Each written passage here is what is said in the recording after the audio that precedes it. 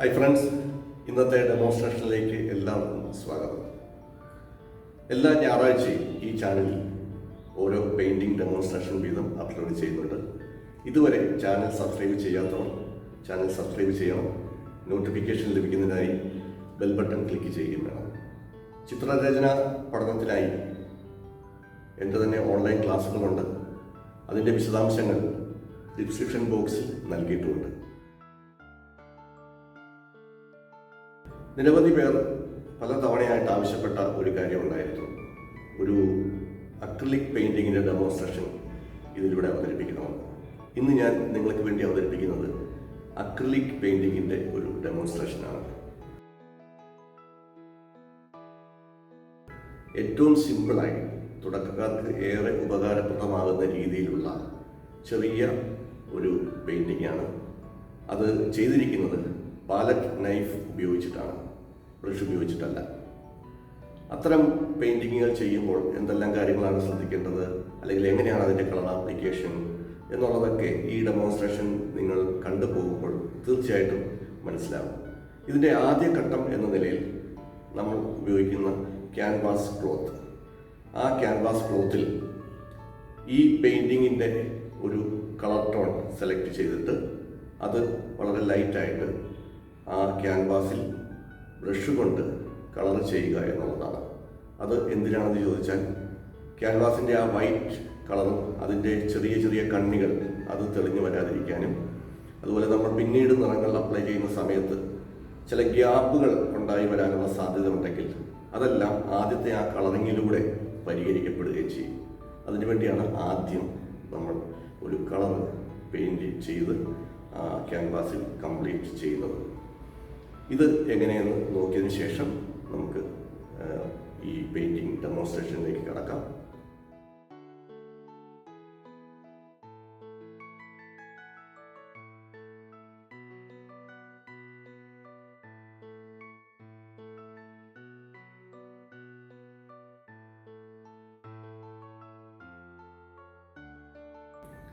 ഇപ്പോൾ നിങ്ങൾ കണ്ടല്ലോ എങ്ങനെയാണ് ആദ്യത്തെ കളർ ആപ്ലിക്കേഷൻ എന്ന്. അതിനുശേഷമാണ് നമ്മൾ ഈ പാലറ്റ് നൈഫ് ഉപയോഗിച്ചിട്ട് കളർ ചെയ്ത് തുടങ്ങുന്നത്. ഇനി നമുക്ക് ഈ പെയിൻറ്റിങ്ങിലേക്ക് കടക്കാം.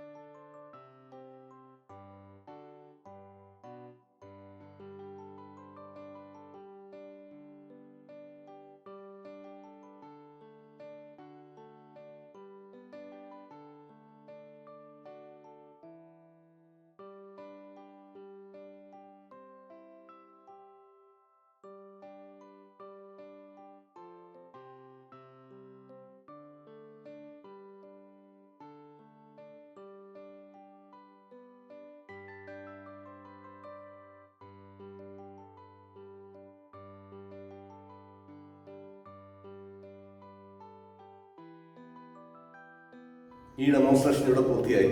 ഇത് നിങ്ങൾക്ക് ഏറെ ഇഷ്ടപ്പെട്ടുവെന്നും ഉപകാരപ്രദമാകുമെന്നും ഞാൻ വിശ്വസിക്കുന്നു. വാട്ടർ കളറിൽ നിന്നും ഏറെ വിഭിന്നമാണ് ഇതിൻ്റെ ഒരു ശൈലി, കളർ ആപ്ലിക്കേഷൻ രീതികൾ എല്ലാം തന്നെ. ഇതൊരു ഒപേക്ക് മീഡിയമാണ്. വാട്ടർ കളർ ഒരു ട്രാൻസ്പെരൻറ്റ് മീഡിയം. ആ ഒരു വ്യത്യാസമാണ് ഇതിൽ പ്രകടമായിട്ടുള്ളത്. ഇതേപോലെ ഒരു ചെറിയ തീം നിങ്ങൾ സെലക്ട് ചെയ്തിട്ട് ഈ നൈഫിൽ പെയിൻറ് ചെയ്ത് പരിശീലിക്കുക. എല്ലാ വിജയാശംസകളും. Thank you.